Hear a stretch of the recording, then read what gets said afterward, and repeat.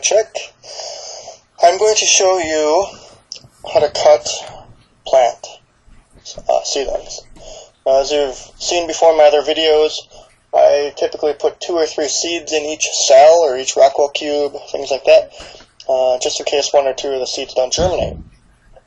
And in this case, all 3 seeds sprouted, so that's a very nice thing to see. However, 2 of these plants must go. Now, I want to show you, as I select which ones that grow, or are going to go, look at all the different definition on the plants. Different legs of definition. Okay, different types of petals. This one's kind of rounded.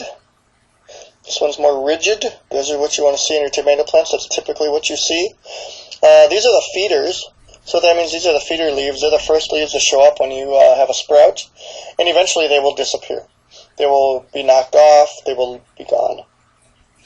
If you kill them, if you were to break these before these show up, your plant will die.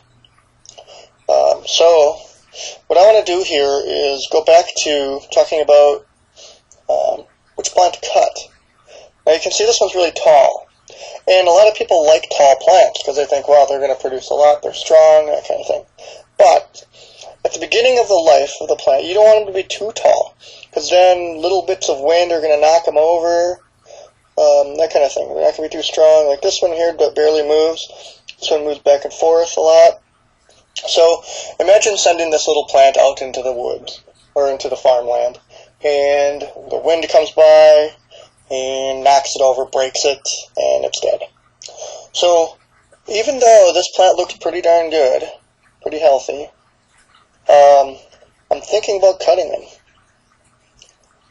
Now, what's kind of interesting is he doesn't have any of these little leaves yet, like these rigid little leaves, tiny little leaves. He's got more feeder leaves. So what I'm going to do, because this is interesting to me, I've never experienced this before. So I'm going to leave that one there, and I'm just going to watch it grow a little bit. So what I'm going to do is I'm going to cut the middle one. And why the middle one? Because, well, this one's still small. He's doing fine. But I want to keep this one just to see what he turns into, how well he grows. So I'm just going to cut the middle one. It's as simple as this, small scissors. And you just go in there, cut. He is now gone. I just murdered a plant. It is gone.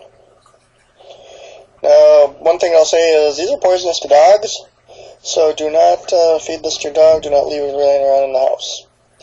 So now, because this middle plant is not taking nutrients from this plant or this plant, these two should grow a little faster. I am still curious about this, but they do all look the same, so I'm going to keep it going. So that's just an example of how to cut your plant.